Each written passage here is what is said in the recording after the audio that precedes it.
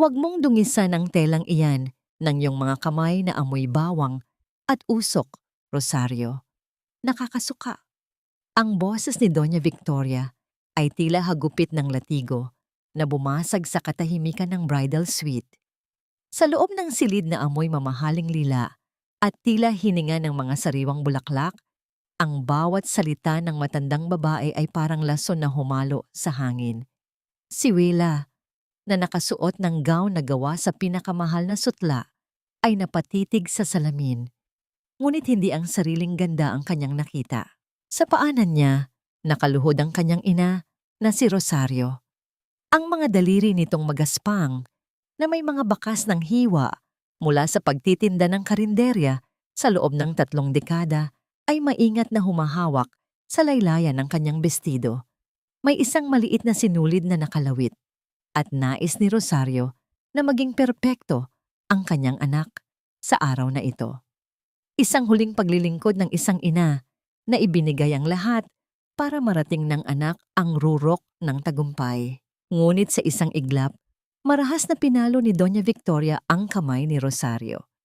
Ang maliit na kahon ng panahi, ang kahon na luma at kalawangin na dala pa nila mula sa Pampanga ay tumalsik at bumuka.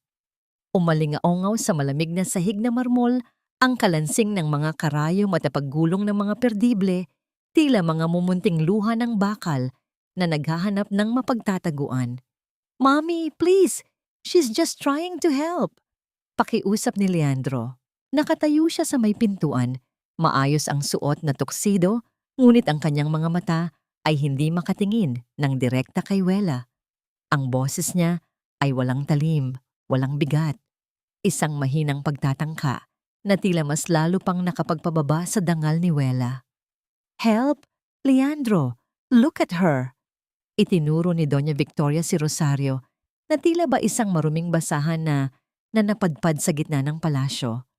Ang amoy ng mantika at pawis ay kumakapit sa bawat hibla ng gown na ito. This is a Vergara wedding, not a fiesta in some backwater town. At ikaw, Wella, if you want to be part of this family, learn to put your mother in her place. No, in fact, I've decided. Rosario, doon ka sa table ng mga catering staff maupo. Do not embarrass us by sitting at the main table with the senators. Nanigas ang buong katawan ni Wella. Nararamdaman niya ang lamig na dahan-dahang gumagapang mula sa kanyang mga talampakan, paakyat sa kanyang dibdib.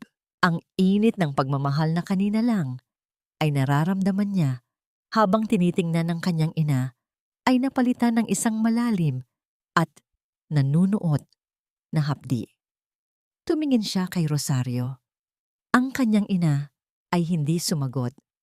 Sa halip, dahan-dahan itong yumuko para pulutin ang mga karayom sa sahig. 1 piraso, 2 piraso. Ang likod ng kanyang ina, na dati ay tila isang matibay na pader na nagtatanggol sa kanya sa lahat ng unos, ngayon ay tila nanliliit at nanginginig. "Ganito na lang ba ang halaga namin?" Ang tanong na ito ay umuukit sa isipan ni Wella. Ang lahat ng pagsisikap niya, ang pagiging top student, ang pagiging strategic director na nagligtas sa mga kliyente ng kumpanya, ang lahat ng yon ay naglaho sa harap ng hiya na ibinabato ng pamilyang ito sa kanyang pinakainiibig na tao. "Leandro," mahinang tawag ni Wella. Ang kanyang boses ay tila isang babala na hindi pinansin ng lalaki. "Sabihin mong hindi totoo ito. Sabihin mong hindi mo hahayaang tratuhin ang nanay ko ng ganito sa araw ng kasal natin." Lumapit si Leandro. Hinawakan ang balikat ni Wella. Ngunit ang kanyang haplos ay tila isang kadena sa hali-halip na pag-ibig. "Wella babe, don't make a scene. It's just for today. Para sa image ng Philly, let's just follow mommy for now. After the wedding, everything will be fine. Please, wag mo namang sirain ang araw na ito dahil lang sa upuan." Isang mapait na ngiti ang sumilay sa mga labi ni Wella. Ang araw na ito na tinutukoy ni Leandro ay ang araw na ibinebenta niya ang kanyang dangal kapalit ng isang apelyidong puno ng kabulukan. Tiningnan niya ang kanyang ina na nakaluhod pa rin. Pilit na iniipon ang mga sinulid na nagkabuhol-buhol na sa sahig. Ang amoy ng mamahaling pabango ni Doña Victoria ay tila sumasakal sa kanya. Isang amoy na mapanlinlang, mabango sa labas, ngunit may amoy ng pagkabulok sa ilalim. Hinawakan ni Wela ang dulo ng kanyang belo. Ang belo na dapat ay simbolo ng kanyang kaligayahan, ngunit ngayon ay tila isang sapot na humuhuli sa kanya sa isang buhay ng pagtitiis. Rosario, did you hear me? Umalis ka na riyan. You're making the floor dirty. Bulyaw muli ni Doña Victoria habang diring-diri na tinitingnan ang nanay ni Wela. Dahan-dahang tumayo si Wela. Ang kanyang mga mata ay hindi na puno ng luha, kundi ng isang mapanganib na linaw. Tiningnan niya ang singsing sa kanyang daliri. Isang brilyanteng kumikinang ngunit walang kasing lamig. Hindi na kailangang lumipat ng upuan si nanay, sabi ni Wela. Ang bawat salita ay binitawan niya ng may kapangyarihan na tila isang hatol ng kamatayan sa katahimikan ng silid. Lumingon si Doña Victoria, nakataas ang kilay. Good. I'm glad you finally understand dahil wala nang uupo sa altar ngayon. Putol ni Wela. Hinawakan niya ang dulo ng kanyang engagement ring. Ang kanyang mga daliri ay hindi nanginginig. Sa isang marahas ngunit eleganteng galaw, hinubad niya ang singsing at binitiwan ito. Hindi ito nahulog sa sahig. Nahulog ito ng diretso sa loob ng kristal na baso ng champagne na hawak ni Leandro, na lumikha ng isang mahinang tunog ng paglubog, tila isang barkong lumulubog sa gitna ng dagat ng pagtataksil. Wela, ano ba ang ginagawa mo? Sigaw ni Leandro. Ang kanyang mukha ay namumutla sa takot para sa kanilang reputasyon. Hindi siya sinagot ni Wela. Lumapit siya sa kanyang ina. Hinawakan ng mga kamay nitong may bakas ng dugo dahil sa pagmamadaling pulutin ng mga karayom at pinatayo ito ng may buong paggalang. Nay, tara na. Hindi dito ang lugar natin. Bulong ni Wela sa Tagalog. Ang wika ng kanilang tahanan, ang wika ng katotohanan. Tumingin siya kay Doña Victoria na ngayon ay nanlalaki ang mga mata sa galit at gulat. Pagkatapos, ibinaling niya ang tingin sa pintuan ng suite kung saan naghihintay ang mga bisita at ang mga kamera ng media. The wedding is off, sabi ni Wela. At bago pa man makasagot ang sinuman, marahas niyang hinila ang zipper ng kanyang bestido sa likuran, sapat na upang malaman ng lahat na ang telang ito ay wala ng halaga sa kanya. Ngunit ang hindi alam ng pamilya Vergara, ang pag-alis ni Wela ay hindi isang pagsuko. Ito ang unang hakbang ng isang digmaan na sisira sa bawat pader ng kanilang kaharian. Ang mahabang buntot ng trahe de boda ni Wela ay humahabol sa kanyang bawat hakbang, tila isang maputing anino na pilit siyang iginagapos sa isang pangarap na nauwi sa bangungot. Sa bawat pagpihit ng kanyang katawan, naririnig niya ang marahas na pagkalas ng mga tahi, ang pagkapunit ng mamahaling luha na tila ba hininga ng isang namamatay na pangako. Hindi siya tumitingin sa likod. Ang kanyang pansin ay nakatuon lamang sa kamay ng kanyang ina na mahigpit niyang hinahawakan. Isang kamay na magaspang, nanginginig, at may mga bakas pa ng dugo mula sa tusok ng karayom. Wala. Bumalik ka rito. You are making a scene. Nakakahiya sa mga bisita. Ang sigaw ni Sylvia ay umalingaw-ngaw sa koridor ng hotel, matalim at puno ng awtoridad na tila ba ang buong mundo ay isang korte kung saan siya ang laging tama. Don't be so dramatic. Aayusin natin ito. Isipin mo ang karir mo. Isipin mo ang pangalan ng mga Vergara. Huminto si Wela, ngunit hindi dahil sa takot. Lumingon siya ng bahagya at ang kanyang titig ay sapat na upang mapatigil si Sylvia sa gitna ng daan. Ang puting belo ni Wela ay bahagyang nakasabit sa kanyang balikat. Tila isang bandila ng pagsuko na ngayon ay naging simbolo ng pag-aaklas. Ang pangalan ninyo ay hindi kailanman magiging mas mahalaga kaysa sa luha ng nanay ko, Celia. Malamig na tugon ni Wela. And my career? I built it with my own blood and sweat. Hindi ninyo yun maibibigay, kaya hindi ninyo rin yun mababawi. Sa gitna ng pagmamadali, sumabit ang mahabang laylayan ng kanyang gown sa isang dekorasyong ginto sa pader. Imbes na dahan-dahang tanggalin ito, hinawakan ni Wela ang tela ng buong lakas at marahas na hinila. Isang malakas na tunog ng pagkapunit ang bumitak sa katahimikan. Isang tunog na mas masakit pa sa anumang sampal. Ang marangyang tela ay nahati, naging basahan na lamang na sumasayad sa sahig. Sa sandaling iyon, hindi na siya isang bride. Siya ay isang anak na handang makipagtuos sa sinumang humamak sa kanyang pinagmulan. Paglabas nila sa lobby, sinalubong sila ng liwanag ng mga flash ng kamera. Ang mga tsismis ay mabilis na kumalat na tila apoy sa tuyong damo. Ang mga bulong ng mga bisitang nakasuot ng barong at gown ay tila mga huni ng mga buwitreng naghihintay ng malalantakang laman. Sayang ang ganda. Masyadong mataas ang lipad. Wala talagang utang na loob. Naramdaman ni Wela ang bahagyang pagyuko ng ulo ni Rosario. Ang hiya, ang matinding pakiramdam ng kahihiyan na tila isang mabigat na pasanin sa dibdib ng bawat Pilipino ay gustong lamunin ng kanyang ina. Hinila ni Wela ang kanyang ina nang mas malapit. "Nay, itaas mo ang noo mo." Bulong ni Wela sa Tagalog. Sapat na upang marinig lamang ng dalawa. Hindi tayo ang nagnakaw. Hindi tayo ang nagsinungaling. Sila ang dapat mahiya. Habang naghihintay ng sasakyan sa labas ng hotel, isang alaala ang biglang dumaan sa isip ni Wela. Kagabi, sa opisina ni Leandro, nakakita siya ng isang itim na folder na nakatago sa ilalim ng mga plano para sa kanilang honeymoon. Akala niya ay sorpresa yon, ngunit ang mga sulyap niya sa mga dokumento ay nagpakita ng mga terminong gaya ng insolvency protection at merger by marriage. Noong una ay binaliwala niya dahil ang tiwala niya ay tila isang piring sa kanyang mga mata. Ngunit ngayon, sa gitna ng lamig ng hangin sa labas, ang bawat piraso ng puzzle ay nagsisimulang mabuo. Sa kabilang dako, sa loob ng bridal suite na iniwan nila, ang hangin ay puno ng puot. Si Doña Victoria ay nakaupo sa isang armchair. Ang kanyang mga kamay ay nanginginig sa matinding galit habang tinitingnan ang baso ng champagne kung saan nakalubog ang singsing. "Sylvia, tawagan mo ang lahat ng contact natin sa press." Utos ng matanda. Ang kanyang boses ay tila isang hatol mula sa impyerno. "I want her destroyed by tomorrow morning." Sabihin mo na nagnakaw sila.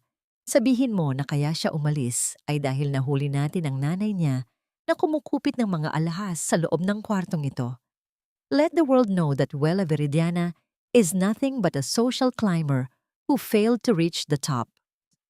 Si Leandro ay nakatayo sa isang sulok, nakatitig sa kanyang sariling refleksyon sa salamin. Ang kanyang tuksido ay walang bahid, ngunit ang kanyang pagkatao ay tila isang guho na hindi na muling mabubuo.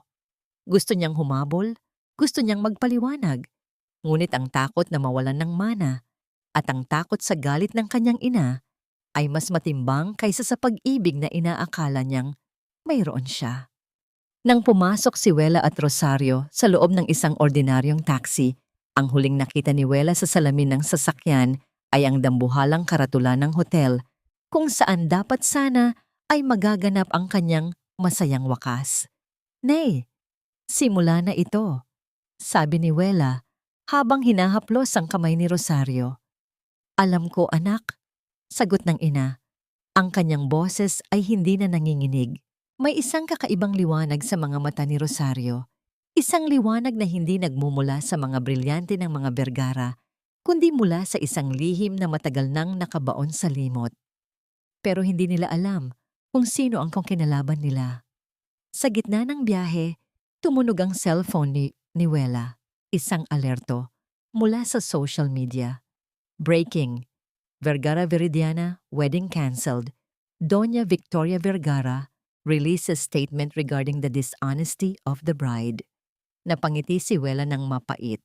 Ang laro ay nagsimula na, ngunit hindi nila alam na hawak na ni Wela ang unang alas. Ang bawat pag-vibrate ng cellphone ni Wela sa ibabaw ng hapagkainang gawa sa lumang nara ay tila isang pintig ng sugat na ayaw huminto sa pagdurugo. Sa labas ng kanilang maliit na bahay sa Pampanga, ang sikat ng araw ay tila hindi makapasok, hinarangan ng makapal na alikabok ng mga tsismis na bumabalot sa kanilang pamilya. Binuksan ni Wela ang screen. Isang headline mula sa isang sikat na tabloid ang bumungad sa kanya. Kasal ng taon. Nauwi sa iskandalo. Ina ng bride na huling nagnanakaw? Sa ilalim nito ay libu-libong komento mula sa mga taong hindi naman sila kilala. Mga salitang tila mga uod na kumakain sa dangal na ilang dekadang iningatan ni Rosario. Ang kakapal ng mukha. Akala mo kung sinong mga kagalang-galang, magnanakaw pala. Poor Leandro. He tried to save her from poverty, but you can't take the squatter out of the girl.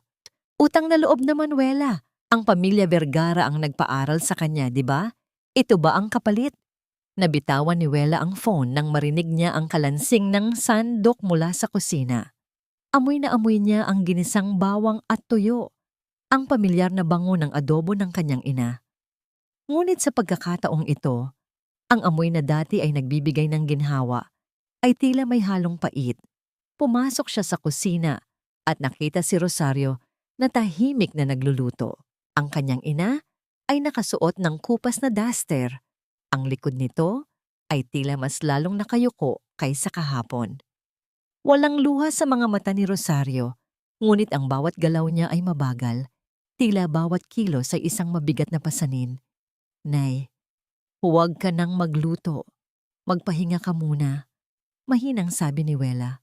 Tumigil si Rosario, hindi lumingon. Wela anak, sanay ako sa hirap, pero ang tawagin akong magnanakaw ng mga taong pinagsilbihan ko, iyon ang hindi ko matanggap.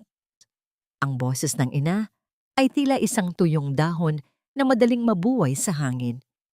Isang buhay akong nagtrabaho ng marangal para lang hindi ka nila maliitin. Pero sa isang gabi, ginawa nilang basura ang lahat. Bago pa makasagot si Wela, isang marangyang itim na sasakyan ang huminto sa tapat ng kanilang gate.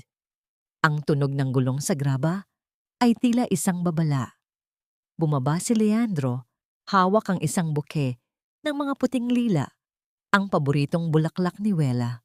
Mukha siyang pagod, gusot ang barong, at ang kanyang mga mata ay puno ng awa na alam ni Wela na isa lamang maskara.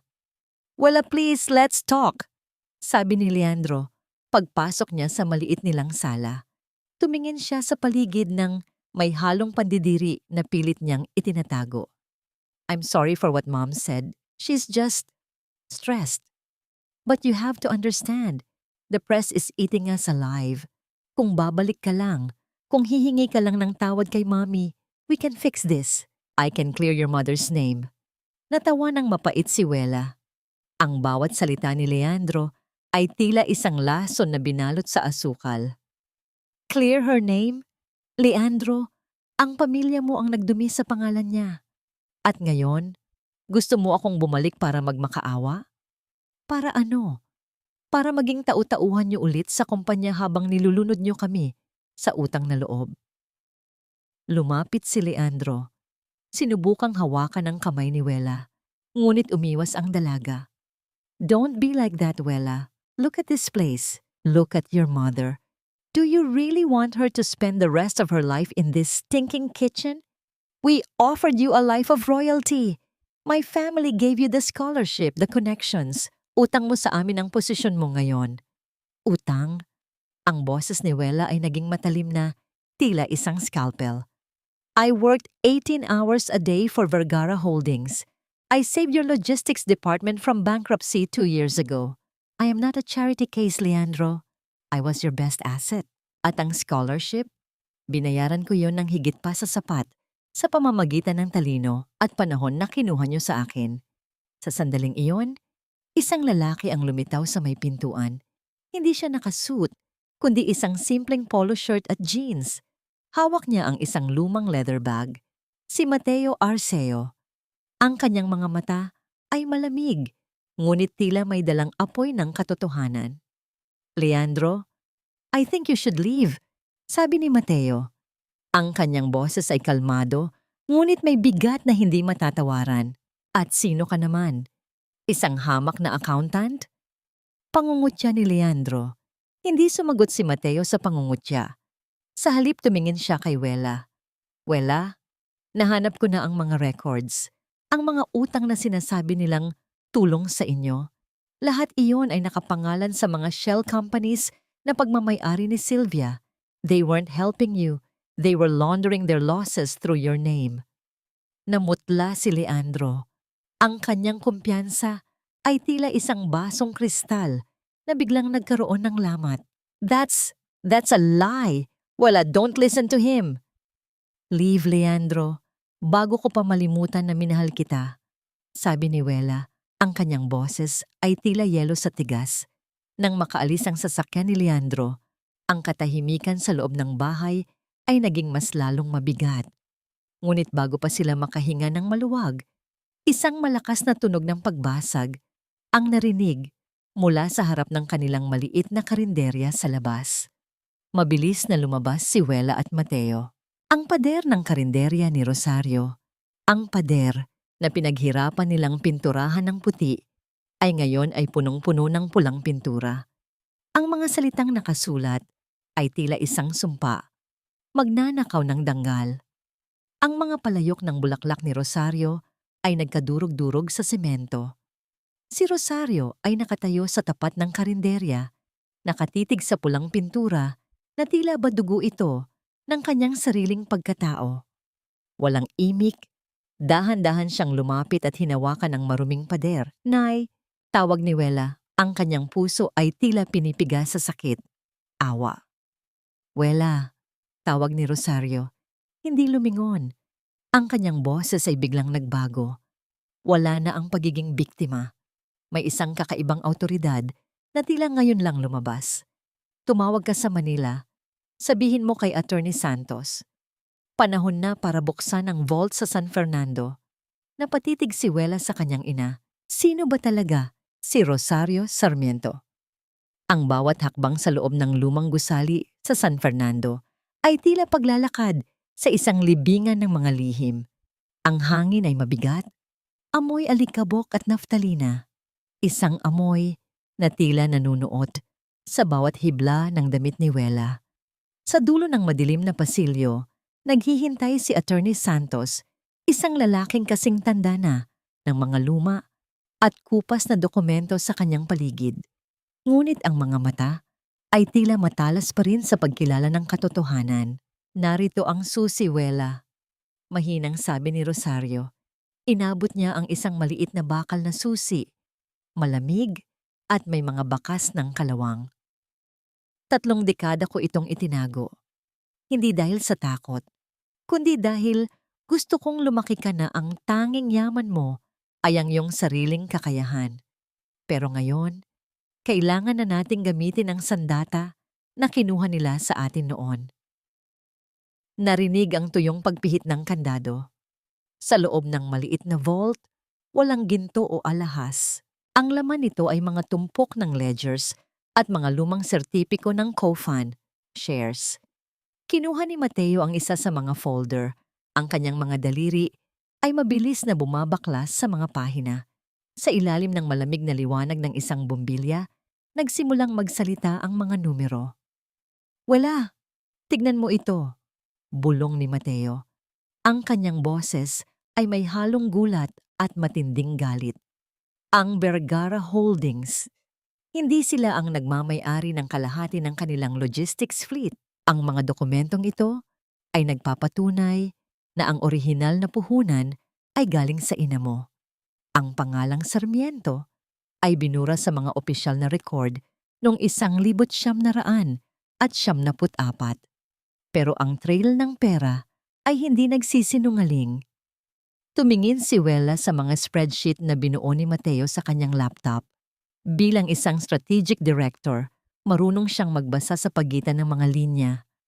Ang nakikita niya ay hindi lamang isang simpleng pagnanakaw ng ari-arian. Ito ay isang masalimuot na sapot ng mga ghost debts. They use my name, Mateo, sabi ni Wela. Ang kanyang boses ay nanginginig sa matinding hiya at galit. Look at this subledger. Noong nakaraang taon, habang pinaghahandaan ng kasal, pinapirma ako ni Sylvia sa mga documents na akala ko ay para sa aking benefits package. Pero ang totoo, ginawa nilang garantor ang pangalan ko para sa isang loan na nagkakahalaga ng 50 milyong piso. 50 milyon? Tanong ni Rosario, ang kanyang muka ay namutla. Opo, Nay. At ang utang na yon ay hindi napunta sa kumpanya. Napunta yon sa isang offshore account sa pangalan ni Doña Victoria. Paliwanag ni Wela. Ang sikmura niya ay bumaligtad, hindi dahil sa gutom, kundi dahil sa pagduduwal sa tindi ng kataksilan. Ang lalaking akala niya ay pakakasalan niya. Ang pamilyang akala niya ay magiging kalinga niya. Ay ginawa siyang isang sacrificial lamb para sa kanilang mga kasalanang pinansyal. They didn't want a daughter-in-law. Pagpapatuloy ni Mateo habang itinuturo ang mga entry ng buwis. They wanted a fall guy kapag bumagsak ang Vergara Holdings sa susunod na quarter at babagsak sila, Wela. Dahil sa laki ng butas sa kanilang kaban, ikaw ang haharap sa kaso. Ikaw ang makukulong. Habang sila ay may sapat na perang naitakas. Ang katahimikan sa loob ng vault ay tila isang sumasakal na kumot. Nararamdaman ni Wela ang lamig ng marmol sa ilalim ng kanyang mga paa. Ang bawat sakripisyo niya, ang pagpupuyat para ayusin ang kanilang mga gusot na operasyon, ang pagtitiis sa mga pangungutya ni Doña Victoria. Lahat ng yon ay bahagi ng isang malaking bitag. Biglang tumunog ang telepono ni Mateo. Isang mensahe mula sa isa sa kanyang mga contacts sa audit firm. Wela, kailangang nating bilisan. Nag-file na si Sylvia ng reklamo sa NBI. Inaakusahan kanila ng corporate sabotage at grand theft. Ginamit nila ang mga dokumentong may pirma mo para palabasin na ikaw ang nagnakaw ng pondo na nawawala sa kumpanya. Nais nilang unahan tayo, sabi ni Rosario. Ang kanyang mga kamay ay mahigpit na nakahawak sa laylayan ng kanyang duster. Akala nila ay wala tayong boses dahil tayo ay mahirap. Nagkakamali sila, Nay. Tugon ni Wela. Kinuha niya ang pinakamahalagang folder mula sa vault, ang orihinal na kasunduan ng pagkakatatag ng kumpanya na may lagda ng kanyang ina at ng yumaong asawa ni Doña Victoria. Ang mga numerong ito ang magiging hatol sa kanila. Mateo, ihanda mo ang lahat. We're not just going to defend ourselves. We're going to dismantle them, sentabo by sentabo. Habang lumalabas sila ng gusali, isang itim na van ang dahan-dahang huminto sa kabilang panig ng kalsada. Ang bintana ay bumaba ng bahagya. Sapat lamang upang makita ang isang pares ng mga matang nanonood. Sa loob ng van, ibinaba ni Sylvia ang kanyang shades at kinuha ang kanyang phone. Nahanap na nila ang vault. Siguraduhin ninyong hindi makakarating ang mga dokumentong yan sa Maynila. Kahit anong paraan, ang ulan ay nagsimulang pumatak ng masinsin. Tila mga maliliit na daliring kumakatok sa bubong ng lumang sasakyan ni Mateo habang binabaybay nila ang madilim na kalsada pabalik sa Pampanga. Sa loob ng sasakyan, ang katahimikan ay kasing bigat ng mga selyadong folder na yakap-yakap ni Wela. Ang bawat kidlat na gumuguhit sa langit ay nagbibigay ng panandaliang liwanag sa mukha ng kanyang ina. Isang mukha na tila isang mapa ng mga pait na matagal nang ikinubli. Pagdating sa kanilang bahay, hindi muna binuksan ni Rosario ang ilaw. Sa gitna ng dilim, tanging ang tunog ng ulan at ang mabigat na hininga nila ang naririnig. Dahan-dahang lumapit si Rosario sa isang lumang banga ng bigas sa sulok ng kusina. Isang lugar na tila ordinaryo, ngunit doon ay may nakabaon na isang maliit na sisidlan na balot ng itim na tela. Nay, ano iyan? Tanong ni Wela. Ang kanyang boses ay halos pabulong. Inilabas ni Rosario ang isang susi.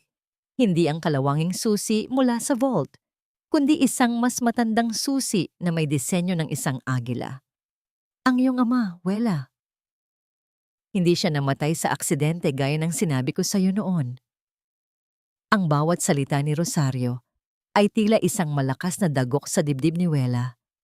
Ang kanyang ama, si Arturo Sarmiento, ay isang pangalang bihirang banggitin sa kanilang tahanan.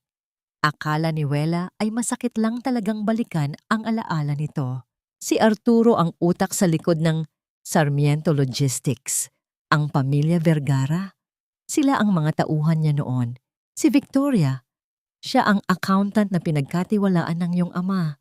Pagkukwento ni Rosario habang ang kanyang mga mata ay nakatitig sa kawalan. Tila muling nakikita ang mga pangyayari 30 taon na ang nakalilipas.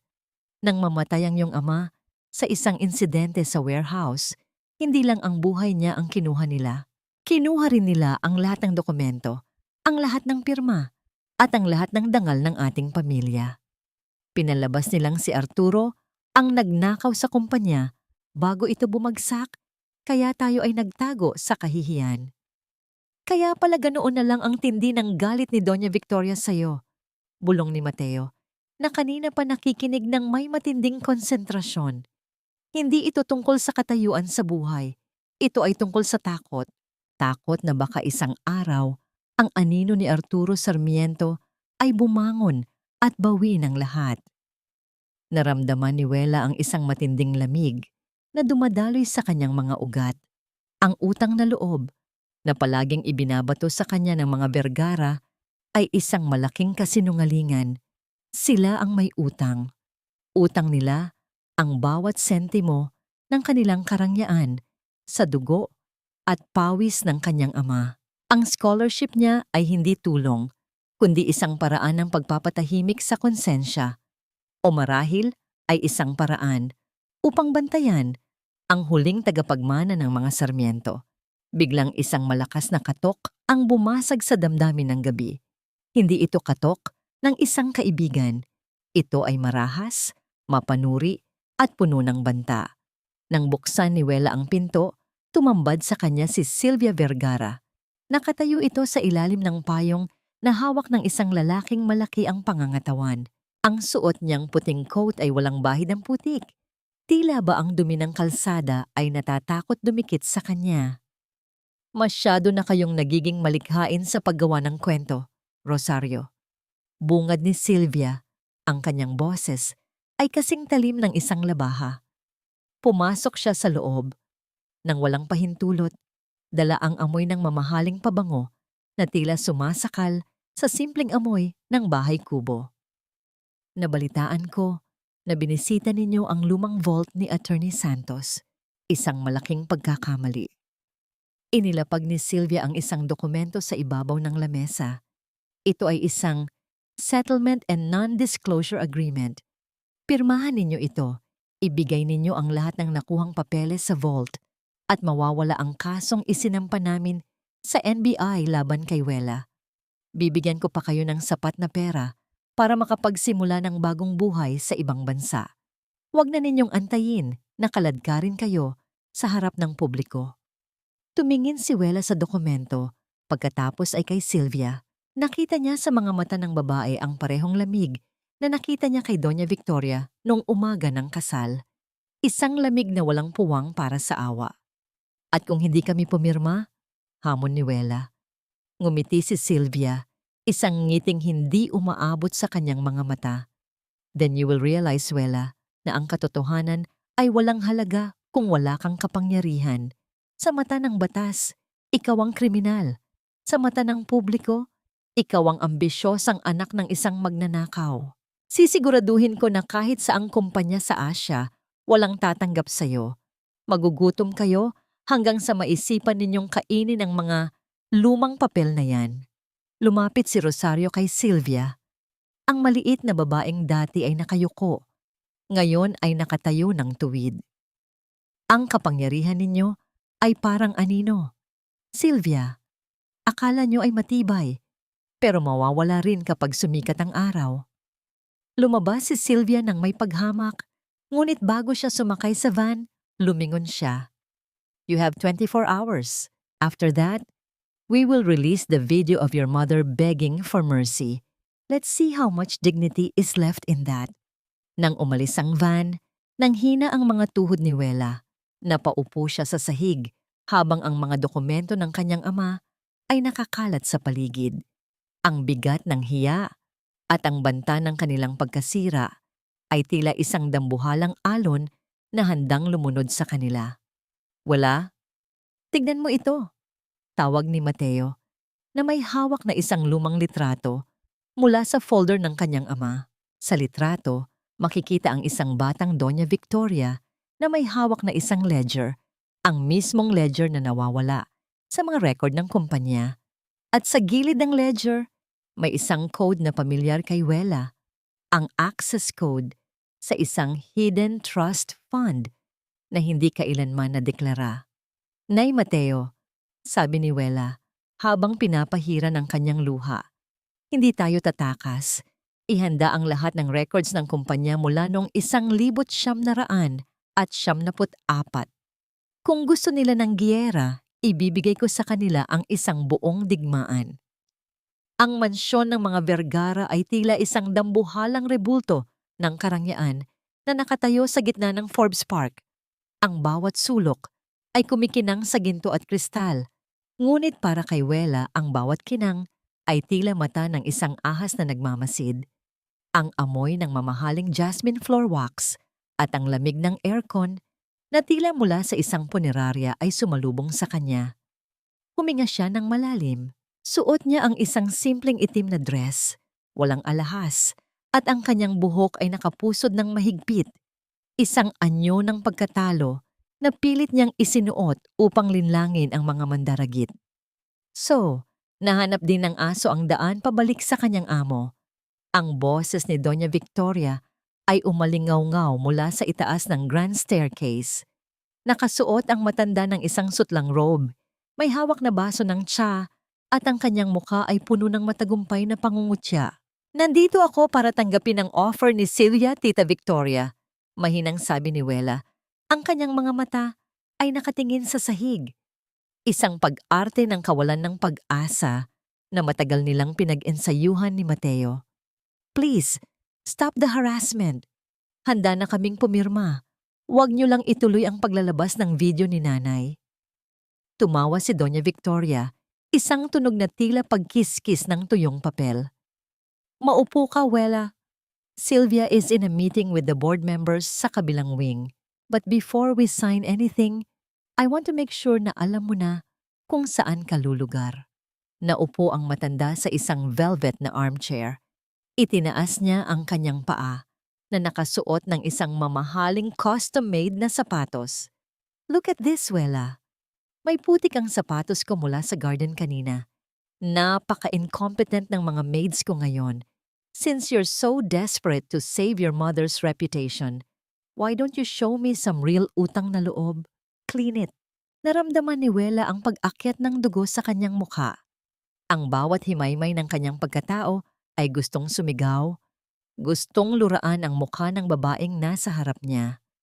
Ngunit naalala niya ang sinabi ni Mateo. Kailangan mo ng 10 minuto sa computer ni Sylvia. 10 minuto lang para maklone ang drive. Dahan-dahang lumuhod si Wela sa malamig na sahig na marmol. Kinuha niya ang panyo sa kanyang bulsa. Habang dahan-dahan niyang pinupunasan ang putik sa sapatos ni Doña Victoria, ang kanyang isipan ay tila isang computer na nagkakalkula. Good girl, kutyang sabi ni Victoria habang hinahaplos ang kanyang buhok na tila ba siya ay isang alagang hayop. Diyan ka dapat nagsimula, Wela. Hindi sa boardrooms. You were born to serve, not to lead. Yes, tita, bulong ni Wela. Sa ilalim ng kanyang itim na dress, nakakabit ang isang maliit na device na naghihintay na mailagay sa tamang port. Wait here, I'll go get the papers from Sylvia's study and don't you dare move. Utos ni Victoria bago tumayo at lumabas ng silid. Ito na ang pagkakataon. Nang masiguro ni Wela na nakatalikod na ang matanda, mabilis siyang tumayo. Hindi siya naghintay sa sala. Alam niya ang pasikot-sikot ng mansyong ito dahil siya ang nag-ayos ng security system nito noong nakaraang taon. Mabilis siyang dumaan sa gilid ng service stairs patungo sa opisina ni Sylvia sa ikalawang palapag. Pagpasok niya sa silid, sinalubong siya ng amoy ng lumang papel at sigarilyo. Mabilis niyang tinungo ang computer ni Sylvia. Ang kanyang mga daliri ay lumilipad sa keyboard. Access code, 174. Iyon ang taon na namatay ang kanyang ama. Ang taon na nakuha ng mga Vergara ang lahat. Tama siya. Pumasok ang password. Isinaksak niya ang USB drive. 20%, 45%, 70%. Ang bawat segundo ay tila isang dagok ng martilyo sa kanyang dibdib. Habang naghihintay, nakita niya ang isang folder na may pangalang SRMNT-Exit-Plan. Binuksan niya ito at laking gulat niya nang makita ang mga scans ng mga tseke na may pirma ni Leandro. Mga tsekeng pambayad sa mga taong pumatay sa kanyang ama. Nanginig ang kamay ni Wela. Hindi lang pala sina Victoria at Sylvia ang may sala. Si Leandro, ang lalaking minahal niya, ay alam ang lahat. 75%, 70%, complete. Binunot ni Wela ang USB at mabilis na ibinalik ang lahat sa ayos. Ngunit bago pa siya makalabas ng pinto, narinig niya ang mabibigat na hakbang sa koridor. Wela, what are you doing in my office? Ang boses ni Sylvia ay kasing lamig ng kamatayan. Napaharap si Wela, pilit na itinatago ang USB sa loob ng kanyang palad. I was looking for a glass of water. Nawala ako sa laki ng mansyon niyo. Tiningnan ni Sylvia ang computer, pagkatapos ay ang pawis sa noo ni Wela. Isang mapanganib na ngiti ang sumilay sa mga labi ng abogado. Lumapit siya at hinawakan ang braso ni Wela ng napakahigpit. Tila ba gusto niyang durugin ang buto nito. Alam mo, Wela, masyado kang matalino para sa sarili mong ikabubuti, bulong ni Sylvia. Did you really think we wouldn't notice? Biglang, ang buong mansyon ay nabulabog ng isang matinis at paulit-ulit na tunog. Ang security alarm ay nag-umpisang humiyaw.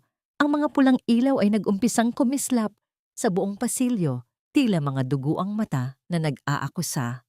The system has been breached, sabi ni Sylvia habang inilalabas ang kanyang baril mula sa drawer. And you're not leaving here until I get that drive back.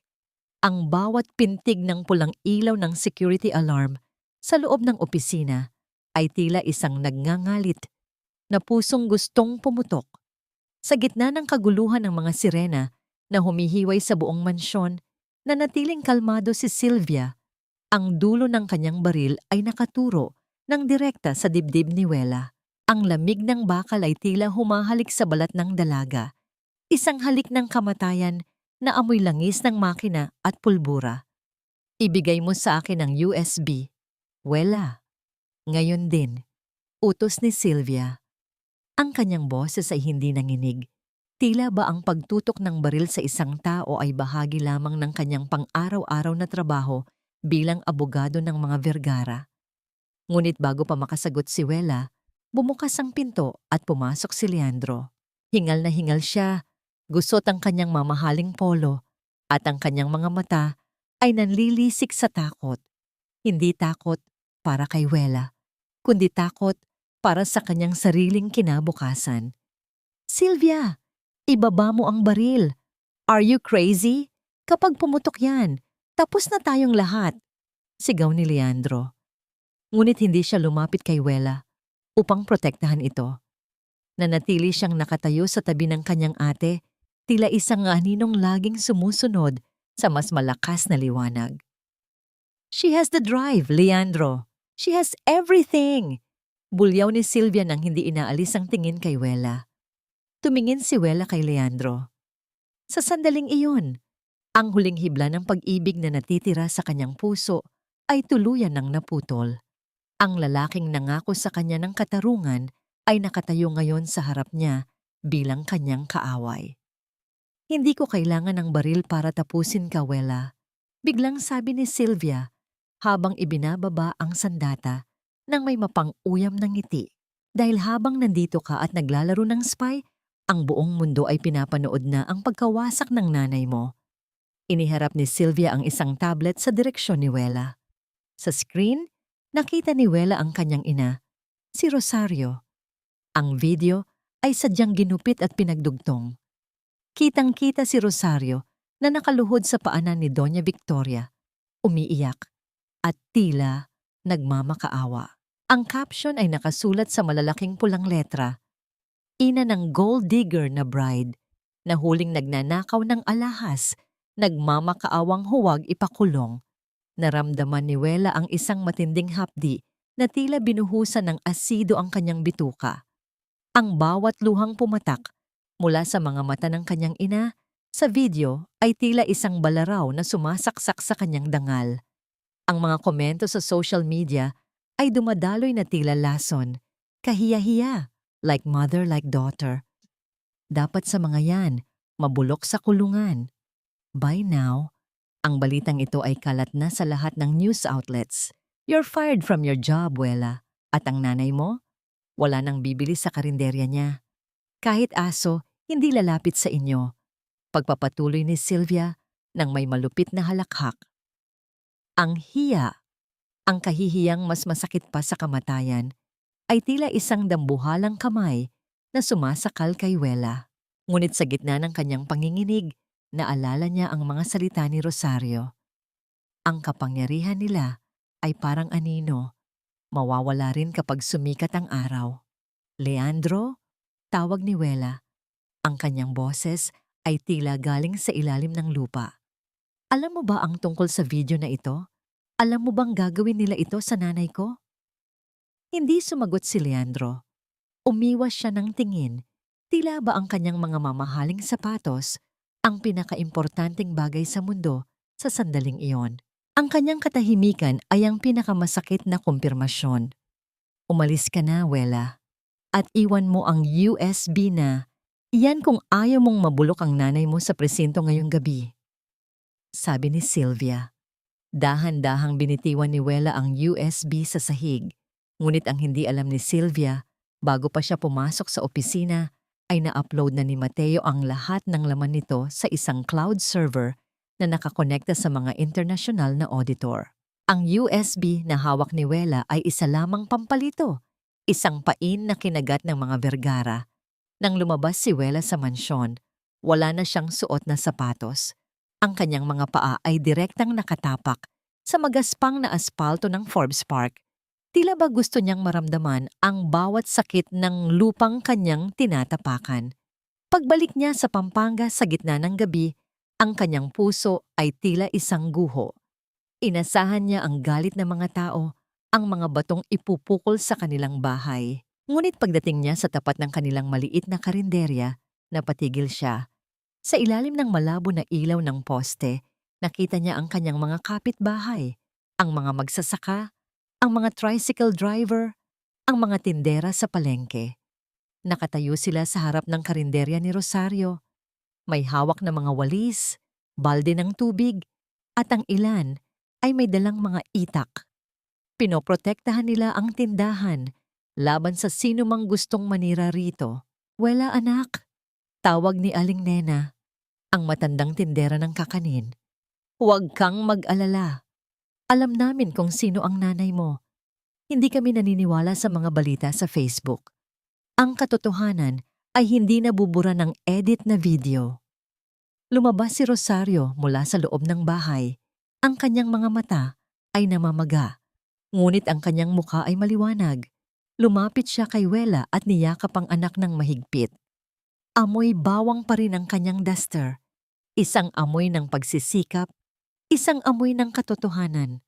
"Hayaan mo silang tumawa ngayon, Wela," bulong ni Rosario.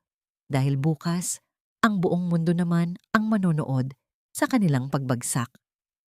Sa kadiliman ng gabi, tumunog ang phone ni Donnie Wela. Isang tawag mula kay Mateo. "Wela, handa na ang lahat. Bukas ng umaga, sa oras ng stockholders meeting, ang anino ng iyong ama ay muling magpapakita." Ang bawat hininga sa loob ng silid ng ospital ay tila may kasamang pait ng gamot, at ang matapang na amoy ng disinfektante na nanunuot sa bungkag na katawan ni Mateo. Sa puting liwanag ng silid, kitang-kita ang mga pasa sa mukha ng lalaki at ang benda sa kanyang ulo na tila isang puting korona ng sakripisyo. Hindi gumagalaw si Wela sa tabi ng kama. Hawak niya ang kamay ni Mateo. Isang kamay na kahit nanghihina ay tila nagbibigay pa rin sa kanya ng lakas na hindi kayang ibigay ng anumang kayamanan ng mga Bergara. Ang tanging naririnig ay ang mahinang daloy ng likido mula sa IV bag na tila bumibilang ng bawat segundo ng kanilang nalalabing panahon. Wela, ang flash drive? Huwag mong bibitiwan, bulong ni Mateo. Ang kanyang boses ay tila gasgas na plaka, mahina at puno ng hirap. Nasa akin, Mateo. Ligtas na ang lahat. Huwag ka nang magsalita. Sagot ni Wela habang pinupunasan ang pawis sa noo ng kaibigan. Ang bawat sugat ni Mateo ay tila isang ukit sa budhi ni Wela. Alam niyang ang pananambang sa kanya habang papunta sa audit firm ay gawa ng mga tauhan ni Sylvia. Ang tindi ng kanilang kawalang hiyaan ay walang hangganan. Handa silang pumatay para lamang protektahan ang kanilang mga kasinungalingan. Hindi sila titigil hanggat hindi tayo durog, Wela. Pagpapatuloy ni Mateo, dahan-dahang idinilat ang kanyang mga mata na puno ng determinasyon. Pero may isa pa akong nahanap bago nila ako naharang. Ang mga suppliers, ang mga maliliit na truck owners na hindi binayaran ng Vergara Holdings sa loob ng 6 na buwan, sila ang susi. Sa sandaling iyon, pumasok si Rosario sa silid. Hindi na siya ang babaeng nakayuko. Nakasuot siya ng isang formal na blusa, maayos ang pagkakatali ng kanyang buhok at ang kanyang mga mata ay tila nagniningas na uling. Wala, nakausap ko na sila, sabi ni Rosario. Ang mga dating kasamahan ng iyong ama, ang mga taong nanatiling tapat sa pangalang Sarmiento kahit na itinuring kaming mga patay. Handang-handa na silang tumayo sa stockholders meeting bukas. Hindi lang tayo ang nagnanais ng katarungan, anak. Isang buong hukbo ng mga taong niloko ng mga Vergara ang naghihintay ng iyong hudyat. Naramdaman ni Wela ang isang kakaibang init sa kanyang dibdib. Isang pag-asa na hindi galing sa ambisyon, kundi sa pagkakaisa. Ngunit sa gitna ng kanilang pagpaplano, dahan-dahang bumukas ang pinto ng silid. Pumasok si Leandro. Wala na ang kanyang karaniwang tikas. Ang kanyang mga mata ay malalim ang itim sa paligid. Tila hindi natulog ng maraming gabi. Ang kanyang mga kamay ay nanginginig habang hawak ang isang maliit na sobre. Anong ginagawa mo rito? Ang boses ni Wela ay tila isang talim ng yelo na tumama sa dingding. Wala, kailangan mong makinig sa akin, mabilis na sabi ni Leandro. Ang kanyang boses ay puno ng desperasyon. Gulo na sa mansyon. Si Mommy, nawawala na sa sarili. Si Sylvia, she's planning something far worse than just a lawsuit. Hindi niyo sila kilala kapag nasusukol. They will erase you, Wela. At si Mateo, hindi lang pananakot ang kaya nilang gawin. Lumapit si Leandro. Inilapag ang sobre sa mesa malapit sa paanan ni Mateo. Nasa loob niya ng mga flight tickets para sa inyong tatlo. Paalis ng bansa, bukas ng madaling araw. May account din dyan na may sapat na pera para sa inyo habang buhay. Please, umalis na kayo. Ito na lang ang huling magagawa ko para iligtas ka. Tiningnan ni Wela ang sobre. Pagkatapos ay tumingin siya ng diretso sa mga mata ni Leandro. Ang mga matang dati ay pinagkatiwalaan niya ng kanyang buhay. Iligtas ako? O iligtas ang pamilya mo sa kahihiyan? Tanong ni Wela nang may mapait na ngiti. Leandro, ang akala mo ay kaligtasan ang iniaalok mo. Pero ang totoo, gusto mo lang kaming muling patahimikin. Gusto mong mabaon ang katotohanan kasama namin sa ibang bansa. Wela, I loved you. In my own way, I really did. Sigaw ni Leandro. Ang kanyang boses ay tila isang pagsusumamo ng isang taong nalulunod. Ang pag-ibig na nananahimik habang dinuduraan ang dangal ng mahal mo ay hindi pag-ibig, Leandro. Isa itong krimen, tugon ni Wela. Kunin mo ang sobrang iyan at sabihin mo sa nanay at kapatid mo, magkita-kita kami bukas at siguraduhin nilang suot nila ang kanilang pinakamagandang damit dahil iyon na ang huling pagkakataon na makikita silang nakatayo nang may dangal sa harap ng publiko. Tumalikod si Leandro, ang kanyang mga balikat ay tila bumigay sa bigat ng kanyang sariling karuwagan. Bago siya lumabas, lumingon siya. Ang kanyang muka ay puno ng isang babala na tila galing sa isang bangungot. Kung hindi kayo aalis, sisiguraduhin ni Sylvia na bukas. Wala nang pangalang Sarmiento ang matitira sa mundong ito. It's not an offer anymore, Wela. It's a final warning. Nang sumara ang pinto, ang katahimikan sa loob ng silid ay naging mas lalong matalim. Tumingin si Wela kay Rosario at kay Mateo. Wala nang atrasan. Ang digmaan ay wala na sa mga dokumento. Ito ay nasa bawat tibok na ng kanilang mga puso. Ang madaling araw sa Pampanga ay laging amoy hamog at basang lupa. Ngunit sa loob ng maliit na bahay ni Wela, ang hangin ay amoy kape at matapang na determinasyon.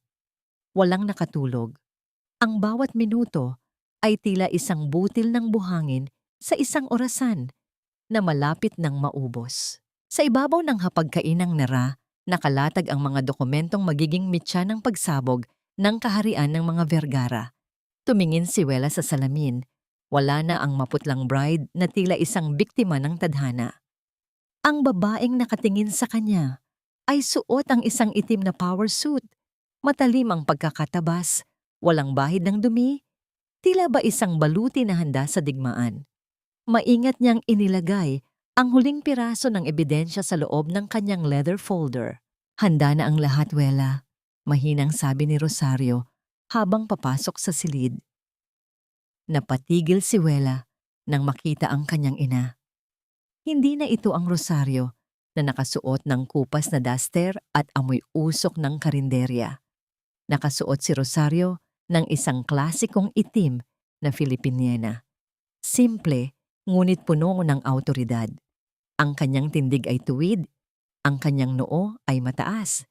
Tila ba ang 30 taon ng pagtatago ay nabura sa isang iglap.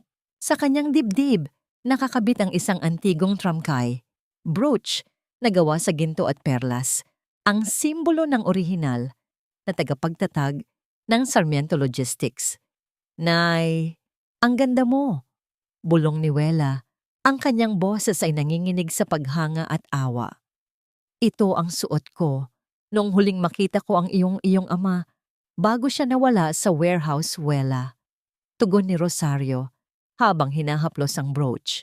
Sinabi ko sa sarili ko, hindi ko ito isusuot muli hanggat hindi ko na ibabalik ang dangal na kinuha nila sa kanya. Ngayon ang araw na yon. Kinuha ni Wela ang folder. Ayon sa mensahe ni Mateo mula sa ospital, ang warrant of arrest na inihanda ni Sylvia laban sa akin ay nilagdaan na ng isang judge na binayaran nila.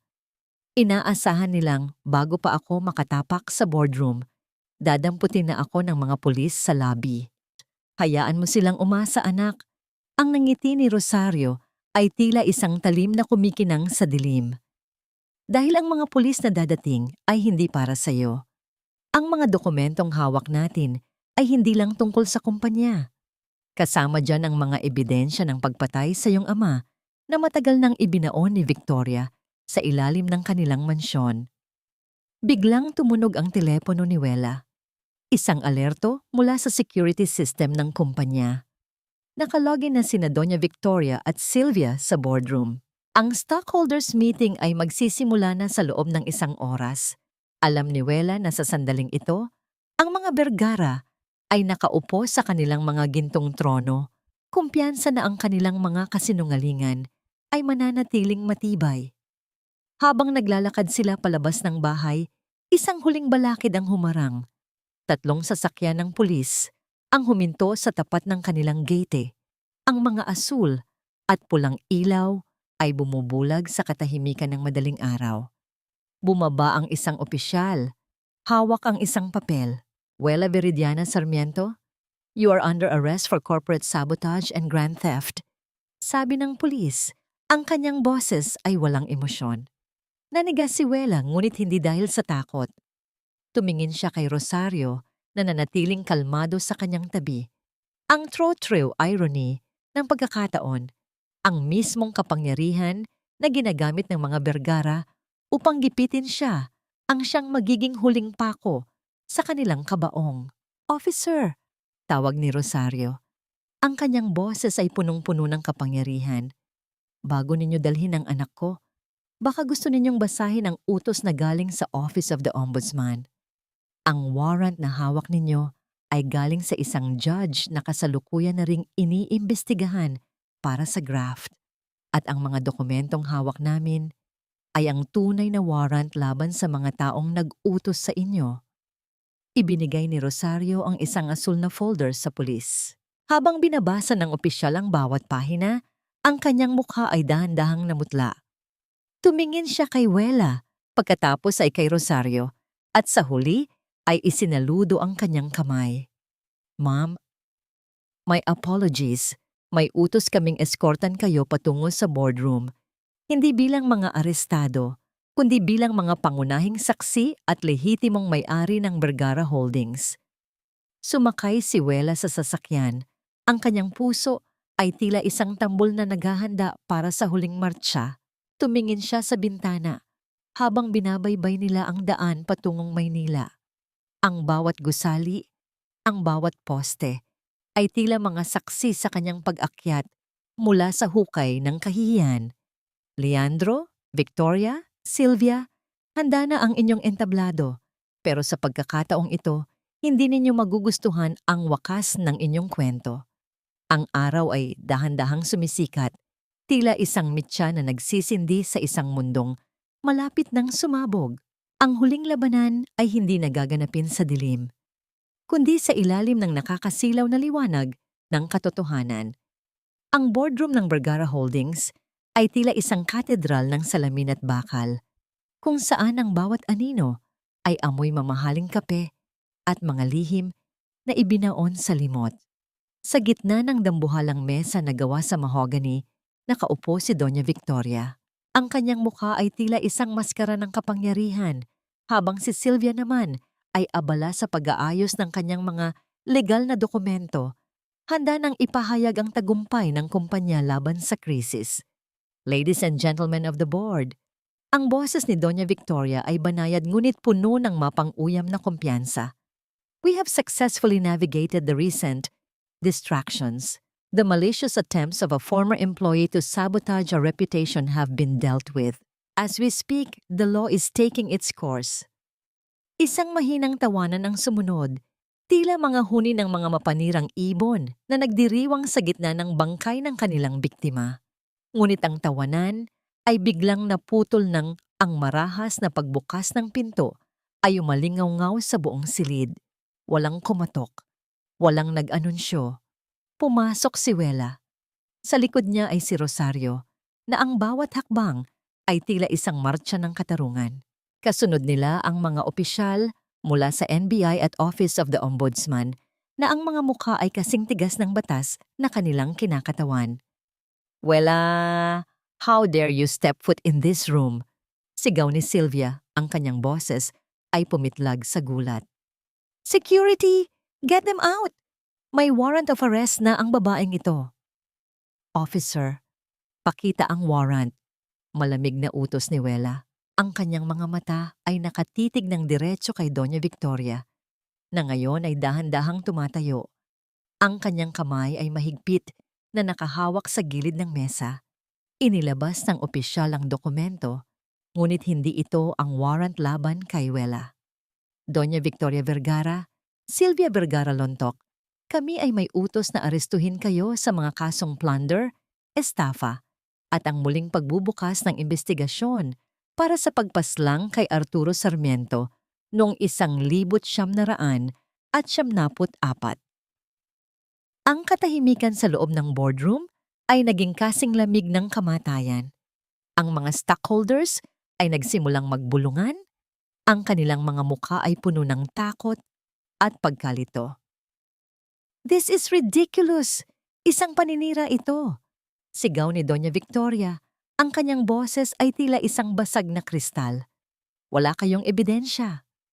"Ebidensya ba ang gusto mo, Tita Victoria?" tanong ni Wela.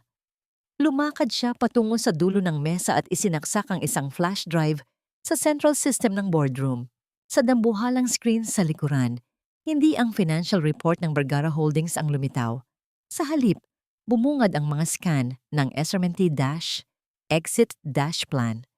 Kitang-kita ang bawat pirma ni Sylvia sa mga transaksyon sa offshore accounts. Ngunit ang pinakanakakagimbal ay ang video clip na nakuha ni Mateo.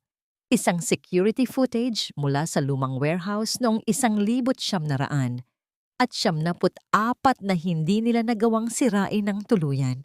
Sa video, bagamat malabo, makikita ang isang batang Doña Victoria na nakatayo sa tabi ng nag-aapoy na warehouse habang ang ama ni Wela ay nakakulong sa loob.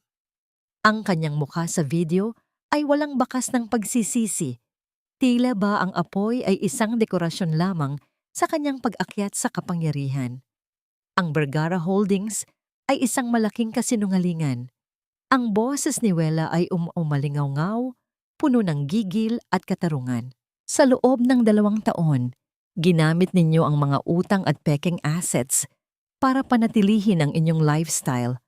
Ang kumpanyang ito ay insolvent na at ang lahat ng perang ninakaw ninyo mula sa pondo ng mga empleyado, nakita na namin kung saan nyo itinago. Lumingon si Wela kay Leandro na nakaupo sa sulok, nakatago ang muka sa kanyang mga kamay. "Leandro, sabihin mo sa kanila, sabihin mo sa board kung paano mo pinirmahan ang mga tsekeng pambayad sa mga taong pumatay sa tatay ko." No, it wasn't me. It was Mom. It was Sylvia." Ang boses ni Leandro ay nauwi sa isang mahinang iyak. Ang kanyang pagtataksil sa kanyang sariling pamilya ay ang huling pako sa kanilang kabaong. Nanginig ang buong katawan ni Doña Victoria. Ang kanyang buhok na laging maayos ay dahan-dahang nagulo. Ang kanyang mga mata ay nanlilisik sa galit at kahihiyan. Ang karma na matagal niyang tinakasan ay narito na. Nakatayo sa harap niya sa anyo ng anak ng lalaking pinatay niya. You brat! You are nothing! Ang nanay mo ay isang hamak na tagapagluto lang." Huling bulyaw ni Victoria habang kinakaladkad siya ng mga pulis palabas ng boardroom. Lumapit si Rosario sa tabi ni Doña Victoria. Hindi siya sumigaw. Hindi siya nanakit. Dahan-dahan niyang hinawakan ang brooch sa kanyang dibdib at tumitig sa mga mata ng matanda. "Ang tagapaglutong tinatawag mo, Victoria, ang siyang nagpapakain sa katotohanang susunog sa iyo ngayon," mahinang sabi ni Rosario. "Ang lason na ibinigay mo sa amin ay bumalik na sa iyo. Tikman mo ang lasa ng sarili mong kasamaan." Habang inilalabas ang mga Vergara mula sa gusali, ang mga flash ng kamera ng media sa labas ay tila mga kidlat na bumibitak sa kanilang madilim na kaharian. Ang mga stockholders ay isa-isang lumapit kay Wela, hindi upang magalit, kundi upang humingi ng tulong. Ngunit hindi sila tiningnan ni Wela. Lumapit siya sa kanyang ina at doon, sa gitna ng boardroom na dati ay simbolo ng kanyang paghihirap, dahan-dahang pumatak ang mga luha ni Wela. Hindi luha ng sakit, kundi luha ng kalayaan. Ang bawat numero sa screen ay naglaho, napalitan ng katahimikan ng isang labanang sa wakas ay natapos na. Ang mga headlines sa pahayagan kinabukasan ay tila isang malakas na sampal na gumising sa buong bansa. Vergara Empire crumbles. Matriarch and daughter arrested for plunder and murder. Ang bawat istasyon ng telebisyon ay walang tigil sa pagpapalabas ng kuha ng video kung saan kinakaladkad si Doña Victoria. Ang kanyang mamahaling Hermes na bag ay nahulog sa putikan at ang kanyang mukha ay pilit na itinatago sa likod ng kanyang mga posas. Sa loob ng isang maliit at madilim na selda sa presinto, ang amoy ng ihi at kalawang ang pumalit sa amoy ng mga bulaklak sa Forbes Park. Si Doña Victoria ay nakaupo sa isang matigas na sementong higaan. Ang kanyang sutlang damit ay gusot na at may mga mantsa ng pawis. Ang kanyang mga kaibigan sa alta sosyedad ay tila mga bula na naglaho. Wala ni isa ang sumagot sa kanyang mga tawag. Ang hiya na palagi niyang ginagamit laban sa iba ay ngayon ay nakapulupot sa kanyang sariling leeg. Tila isang tanika lang hindi niya maputol. Sylvia, gawin mo ang lahat. Gamitin mo ang mga koneksyon mo. Sigaw ni Victoria sa kanyang anak na nasa kabilang selda. Ngunit si Sylvia ay nakatitig lamang sa dingding. Ang kanyang mga mata ay walang buhay. Wala na tayong koneksyon, Mommy. Ang lahat ng judges na hawak natin ay tumalikod na. Tinanggalan na rin ako ng lisensya bilang abogado. We are done. Samantala, sa isang tahimik na sementeryo sa Pampanga, ang sikat ng araw ay banayad na tumatama sa isang bagong linis na puntod. Nakatayo roon si Nawela at Rosario, bitbit ang mga sariwang puting bulaklak. Wala nang ingay, wala nang galit. Ang tanging naririnig ay ang mahinang ihip ng hangin at ang huni ng mga ibon.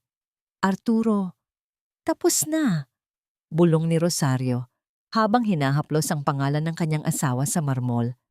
Ang katotohanan ay nakalaya na rin sa wakas. Naramdaman ni Wela ang isang matinding gaan sa kanyang dibdib.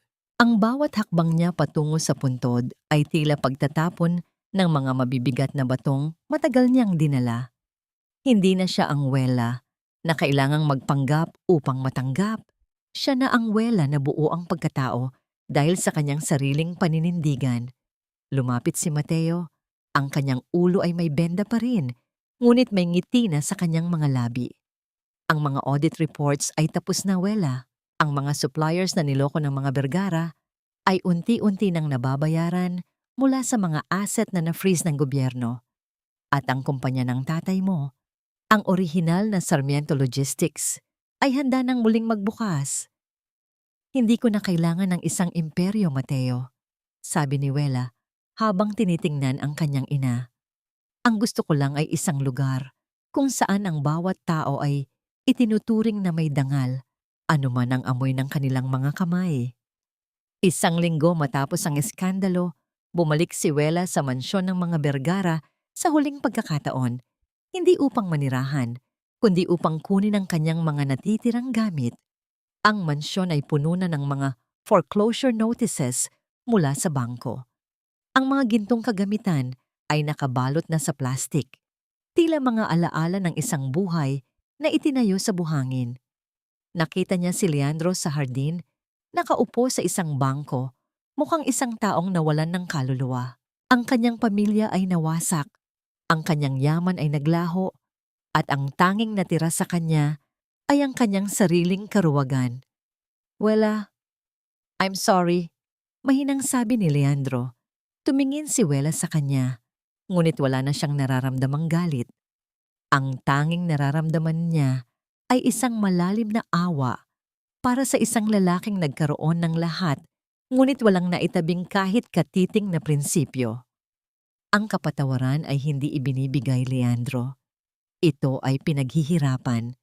Tugon ni Wela, sana sa gitna ng iyong pagbagsak, mahanap mo ang iyong sarili. Dahil ang lalaking minahal ko noon ay isang anino lamang na nilikha ng iyong ina. Iniwan ni Wela ang mansyon nang hindi lumilingon. Sa labas, naghihintay ang kanyang ina sa loob ng isang simpleng sasakyan. Nagmamaneho si Mateo at ang direksyon nila ay pabalik sa Pampanga, sa kanilang tahanan, sa kanilang karinderya, sa kanilang bagong simula. Ang huling alaala ni Wela sa araw na yon ay ang imahe ng kanyang ina na tumatawa habang nagpaplano ng kanilang bagong menu para sa karinderya. Ang healing ay hindi nagmula sa pagkakakulong ng mga Vergara, kundi sa pagtanggap na ang tunay na yaman ay ang kakayahang matulog sa gabi ng may malinis na budhi. Sa ilalim ng gintong sikat ng araw sa Pampanga, ang hangin ay hindi na amoy alikabok ng nakaraan. Sa halip, ito ay puno ng bango ng sariwang pintura at ang nanunuot na tamis ng nilulutong kakanin mula sa bagong gusali ng Sarmiento Foundation.